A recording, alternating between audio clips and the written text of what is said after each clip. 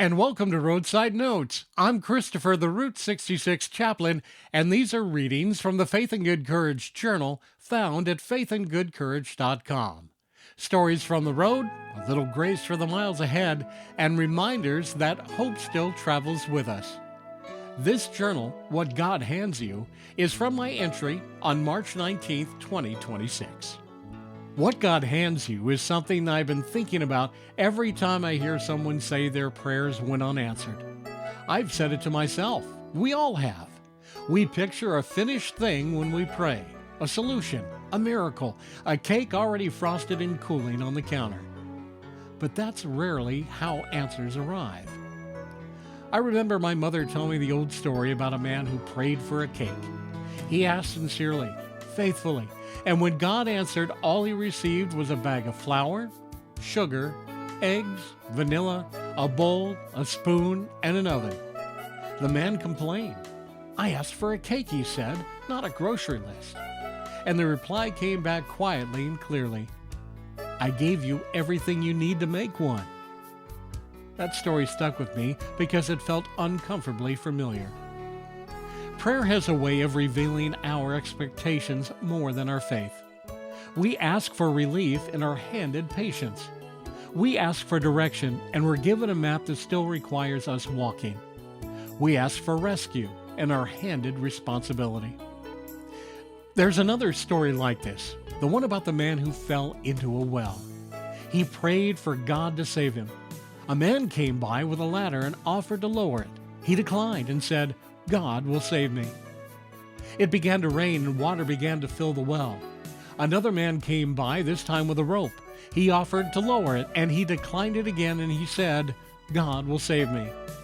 Then the well filled more and he could no longer tread water and the faithful man drowned. When he reached heaven, he asked God, "Why didn't you save me?" And the answer was simple. "I sent you a rope. I sent you a ladder." See, the problem wasn't faith, it was recognition. It doesn't glow, it doesn't announce itself. It shows up as an effort, timing, or help requires humility to accept. The road has taught me this lesson more than once. You pray for clarity, and instead you meet a stranger who asks the right question. You pray for strength, and instead you're handed a long stretch of quiet where you have to sit with yourself. You pray for God to fix something, and what you're given is the chance to participate in the fixing. That's the part we often miss. Answers don't always remove us from the process. Sometimes they invite us into it.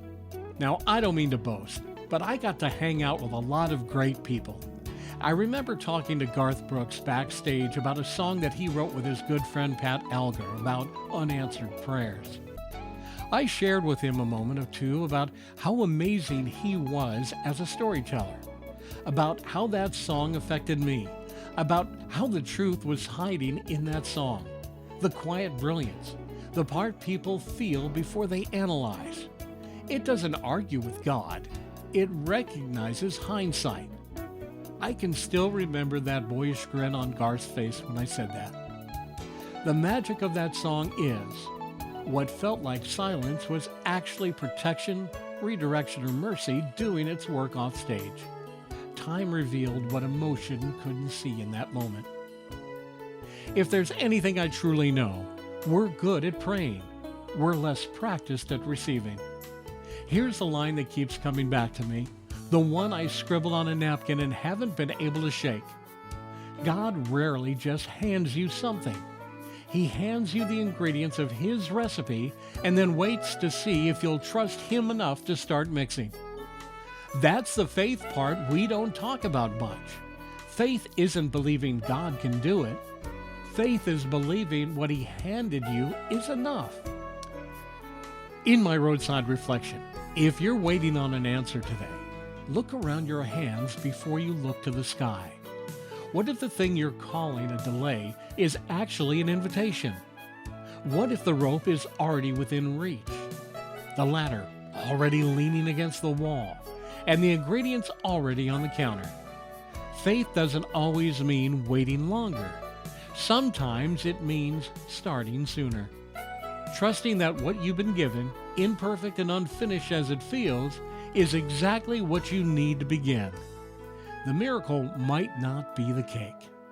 The miracle just might be discovering you were capable of baking it all along. Travel well, my friends. Have faith and good courage.